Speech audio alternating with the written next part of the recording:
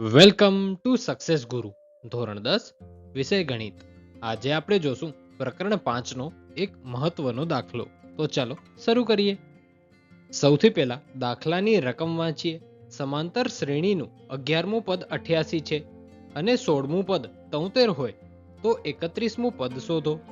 આ શ્રેણીનું કેટલામું પદ પ્રથમ પદ ઋણ બને?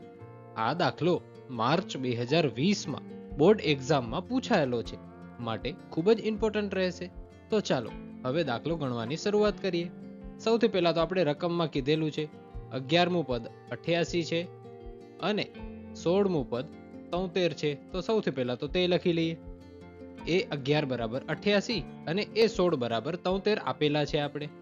હવે સૌથી પહેલા તો સમાંતર શ્રેણીનું સૂત્ર લખી લેવાનું, જેથી આપણી ભૂલ ન થાય. સમાંતર શ્રેણીનું સૂત્ર છે an બરાબર a વત્તા કૌંસમાં n ઓછા 1 કૌંસ પૂરો ગુણ્યા d. હવે આપણે એ 11 ને આ સૂત્ર પ્રમાણે લખીએ તો કેવી રીતે લખાય? એ 11 બરાબર a વત્તા કૌંસમાં 11 ઓછા 1 કૌંસ પૂરો ગુણ્યા d. હવે એ 11 બરાબર આપણે 88 આપેલા છે, તો એ 11 ની જગ્યાએ 88 મૂકી દઈએ અને 11 માંથી 1 જાય તો રે 10. માટે 88 બરાબર a વત્તા 10d એ આપણું પહેલું સમીકરણ થશે. તેવી જ રીતે એ 16 માં આપણે આ જ વસ્તુ કરીએ. એ 16 બરાબર a વત્તા કૌંસમાં 16 ઓછા 1 કૌંસ પૂરો ગુણ્યા d. એ 16 આપણે 73 આપેલો છે, તો એ 16 ની જગ્યાએ આપણે લખશું 73 અને 16 માંથી 1 જાય તો રે 15. માટે 73 બરાબર a વત્તા 15d આ આપણું બીજું સમીકરણ થશે.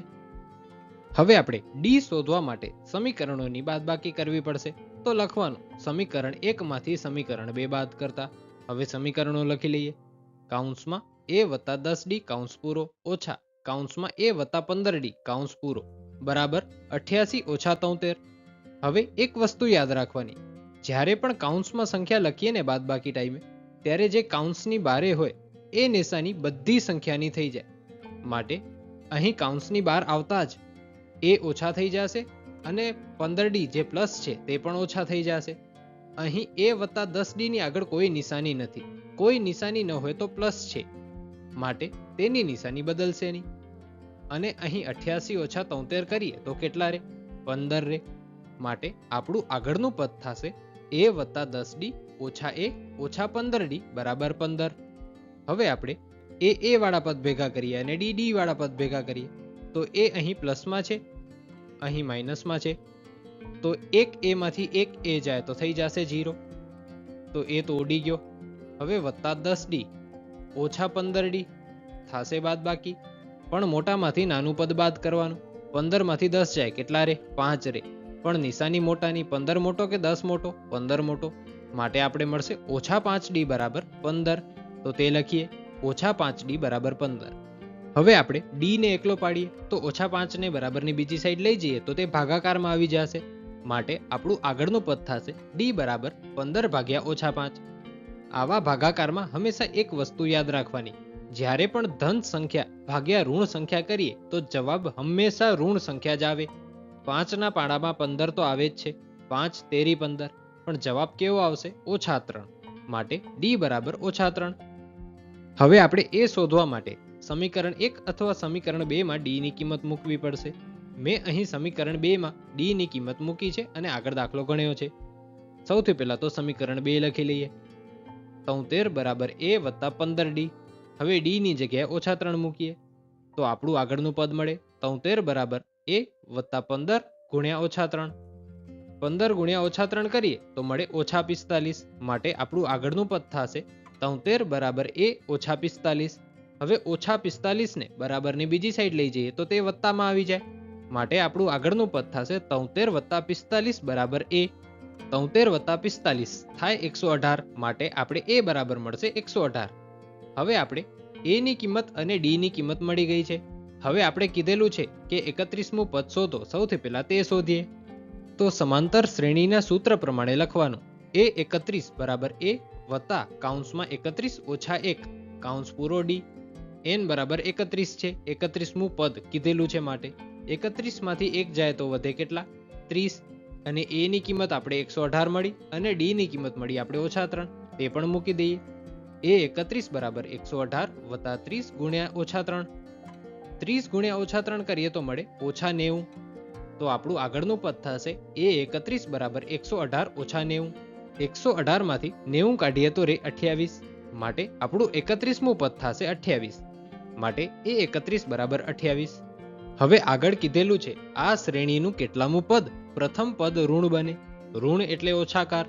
તો લખવાનું એ એન નાના છે 0 કરતા. ઋણ પદ એટલે કે ઓછાવાળું પદ એ 0 કરતા નાનું હોય માટે આમ લખવાનું. હવે એ એન નું સૂત્ર શું છે? એ વત્તા કૌંસમાં n ઓછા 1 કૌંસ પૂરો ગુણ્યા ડી. એ સૂત્ર એ એન ની જગ્યાએ મૂકીએ તો ચાલે, કારણ કે એ એન બરાબર જ એ સૂત્ર છે. હા, તો એની જગ્યાએ આ સૂત્ર મૂકવાનું. બાકી એમનું એમ એ વત્તા કૌંસમાં n ઓછા 1 કૌંસ પૂરો ગુણ્યા ડી એ નાના છે 0 કરતા. હવે એ ની કિંમત આપણી પાસે 118 છે. ડી ની કિંમત આપણી પાસે ઓછા 3 છે, તે મૂકીએ. 118 વત્તા કૌંસમાં n ઓછા 1 કૌંસ પૂરો ગુણ્યા ઓછા 3 જે નાના છે 0 કરતા. હવે ઓછા 3 ગુણ્યા n કરીએ અને ઓછા 3 ગુણ્યા ઓછા 1 કરીએ તો આપણું આગળનું પદ થશે 118 ઓછા 3n વત્તા 3. ઓછા 3 ગુણ્યા વત્તા n કરીએ તો મળે ઓછા 3n અને ઓછા 3 ગુણ્યા ઓછા 1 કરીએ તો મળે વત્તા 3 જે નાના છે 0 કરતા. હવે 118 વત્તા 3 કરીએ તો મળે 121. બાકીનું એમનું એમ રાખી દઈએ તો આપણું આગળનું પદ બનશે 121 ઓછા 3n જે નાના છે 0 કરતા. હવે આપણે 121 ને બરાબરની બીજી સાઈડ લઈ જઈએ તો આપણું આગળનું પદ મળશે ઓછા 3n જે નાના છે ઓછા 121 કરતા. હવે આપણે n ને એકલો પાડીએ તો આપણું આગળનું પદ બનશે n બરાબર ઓછા 121 ભાગ્યા ઓછા 3. હવે ઓછા 121 ભાગ્યા ઓછા 3 કરીએ તો સૌથી પહેલા તો ઓછા ઓછાની નિશાની ઉડી જાય, માટે જવાબ તો પ્લસમાં આવશે. 121 ભાગ્યા 3 કરીએ તો જવાબ મળે આપણે 40.3333 તેમ કન્ટિન્યુ ચાલતો જાય. તો આપણો જવાબ થશે 40.333 મું પદ. પણ 40.333 મું પદ તો હોય નહીં, માટે 40 પછીનું. આમાં એમ નહીં જોવાનું કે 40.33 છે તો 41 ન લખાય, 40મું પદ થાય. આમાં 40 થી ઉપર છે માટે 41મું પદ જે હશે તે પ્રથમ ઋણ પદ થશે. આજનો દાખલો અહીં પૂરો થાય છે. Thanks for watching.